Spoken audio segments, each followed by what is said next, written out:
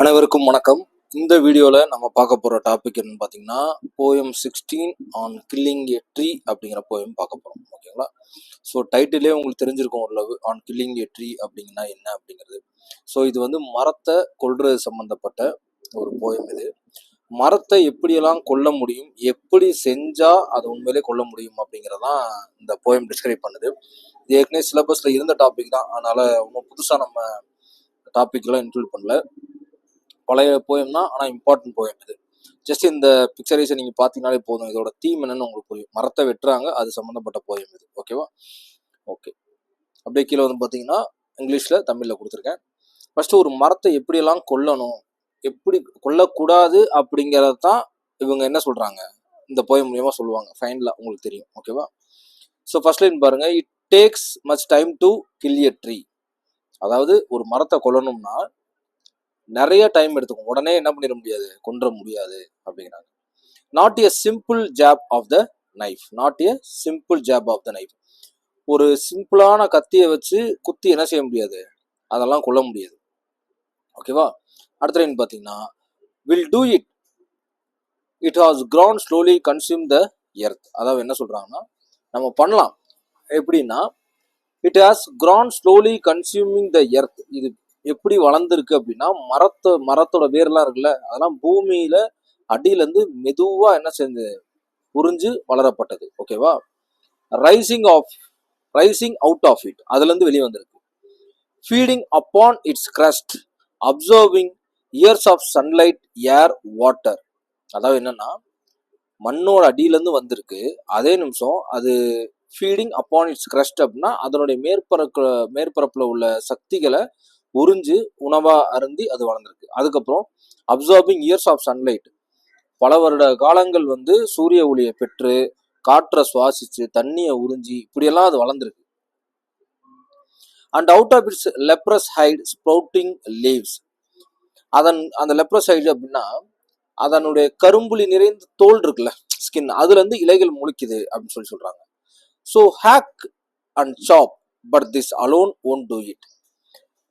வெட்டவோ அல்லது வந்து கட் பண்ணவோ, but this alone won't do it. ஆனால் இது மட்டும் போதாது. புரியுதுங்களா? வெட்டுறதோ கட்டுறது மட்டும் போதாது, அதை கொண்டு நீங்க முடியாது. ஏன்னா not so much pain will do it.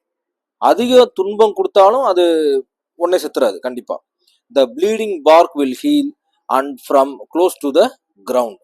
அதாவது என்னன்னா, அது காயம்பட்ட அந்த ப்ளீடிங் இல்லை, இம்மீடியட்டா அது என்ன செய்யும், தன்னை தானே சரி பண்ணிக்கிட்டு திரும்ப என்ன செய்யும், தரைக்கு அருகில் இருந்து திருப்பி வளரும். And from close to the ground will rise curled green twigs. திருப்பியும் என்ன செய்யும், அது பச்சையா கிளைகளை திருப்பியும் கிரவுண்டுக்கு பக்கத்துல இருந்து எலும்ப ஆரம்பிச்சிடும். ஓகேவா? மினியேச்சர் பவுஸ் அப்படிங்கிறது சிறிய கிளைகள் அர்த்தம். ஓகேவா? Okay. Which if unchecked will expand again. ஒருவேளை இதை நம்ம கவனிக்க மாட்டோம்னா திருப்பியும் என்ன செஞ்சிடும், பெருசா வளர்ந்துதான் நிற்கும். டு ஃபார்மர் சைஸ், பழைய சைஸ்க்கே. ஓகேவா? No, the root is to be pulled out. இப்படி எல்லாம் பண்ணா அது சாகாது. எப்படி பண்ணணும்னா அதனுடைய வேரை வந்து புடுங்கணும். ஓகேவா? Out of the anchoring earth. அந்த வேர் வந்து கொக்கியா உள்ள மாட்டிட்டு இருக்கு, அதை ரூட்டோட புடுங்கி எறியணும். It should be roped, tied and pulled out, snapped out. என்ன செய்யணும், அதை கட்டி இழுத்து வெளியே இழுத்து என்ன செய்யணும், அப்படியே பிச்சு எரியணும் அப்படிங்கிறாங்க. அண்ட் புல்ட் அவுட் என்டையர்லி, முழுசா அந்த வேரோட புடுங்கி வெளியே வைக்கணும் அப்படிங்கிறாங்க. எங்கிறதுனா out from the earth cave, அந்த எர்த் கேவ்ல இருந்து. And the strength of the tree exposed, மரத்தோட வலிமை என்ன செய்யும், வெளிப்படுத்தப்படும். ஓகேவா? அதுக்கப்புறம் the source white and wet, the most sensitive. The source white and wet, most sensitive, hidden for years inside the earth. ஏன் அப்படின்னா, மேலே வந்துடலாம். ஏன் அது அவ்வளவு தன்மையோட வெள்ளையா ஈரமா இருக்கு இல்லையா, மிகவும் ரொம்ப என்ன செய்யுது, சென்சிட்டிவ், மறைந்து கிடக்காது, உள்ளுக்குள்ள கடுமையான ரூட்டுக்குள்ள பல வருட காலமா என்ன செஞ்சிருக்கு, இன்சைட் த எர்த்துக்குள்ள இருக்கு. Then the matter. அதுக்கப்புறம் என்ன பண்ணோம் அப்படின்னா, பின்னர் of scorching and soaking. Scorching எப்படின்னா ஸ்கார்ச்சிங் அண்ட் சோக்கிங்கிறது வெப்பத்தால கருகி, எப்படி சொல்றது, அது அப்படியே முறுக்கிறது இருக்கு இல்லையா, அதான். In sun and air browning and hardening. Of scorching and soaking in sun and air. அதை என்ன செய்யணும், வெயில்ல போட்டு காய வச்சு முறுக்கி அதை உலர்த்தி அதுக்கப்புறம் அது ப்ரௌன் ஆகிற வரைக்கும், கடினமா இருக்கிற வரைக்கும் பண்ணி, ட்விஸ்டிங் அண்ட் விதரிங், முறுக்கி திருப்பி வாட வச்சு இப்படிலாம் பண்ணும்போது தான் கடைசி என்ன செய்யும், அண்ட் தட் இஸ் டன், பின்னர் அது முற்றும். ஒரு மரத்தை கொல்லணும்னா இவ்வளவு பண்ணணும், அதனால கொல்லாதீங்க அப்படிங்கிற மீனிங்க தான் இது கொடுக்குது இந்த போயம். ஓகேவா? ஓகேவா? மரத்தை கொல்றது சாதாரண கிடையாது. அது வந்து சாதாரண சும்மா ஒரு கத்தி எடுத்து வெட்டினா மரம் போயிடும் அப்படிங்கிற மாதிரி கிடையாது. ஏன்னா மரத்தை கொல்றதுக்கு நீங்க இவ்வளவு ஹார்ட் ஒர்க் கொடுக்கணும். ஏன்னா அது இவ்வளவு காலமா நம்ம பூமிக்குள்ள இருக்கு, இவ்வளவு காலமா அது வாழ்ந்துட்டு இருக்கு, இவ்வளவு சக்தி அது படைச்சிருக்கு, இவ்வளவு எனர்ஜி அது வச்சிருக்கு, அதுவே தன்னை ஹீல் பண்ணிக்கிற சக்தியெல்லாம் இருக்கு. இந்த பெருமையெல்லாம் மறைமுகமா பேசி ஸோ மரத்தை என்னைக்கு வெட்டக்கூடாது, அது ஒரு ஒரு அபூர்வமான, இல்லைன்னா அது ஒரு எப்படி சொல்றது, ஒரு முக்கியமான ஒரு விஷயம் நம்மளுடைய பூமிக்கு அப்படின்னு அத்தர் இதுல சொல்ல வர்றாரு. ஓகேவா? ஸோ இந்த எழுதுனது வந்து கீவ் பட்டேல் அப்படிங்கிறவர் எழுதியிருக்காரு. ஸோ மறந்துடாதீங்க, ரொம்ப இம்பார்ட்டன்ட் போய் இப்போ க்ளோசரி பார்த்துடலாம். ஓகேங்களா? ஃபர்ஸ்ட் பார்த்தீங்கன்னா ஜாப் அப்படின்னா என்னன்னா குத்துறதுன்னு அர்த்தம். திடீர் தாக்குதல், கொடுத்து தள்ளுதல். ஜாப் அப்படிங்கிறது to poke and thrust abruptly or sharply with short quick ப்ளவுன்னு அர்த்தம்.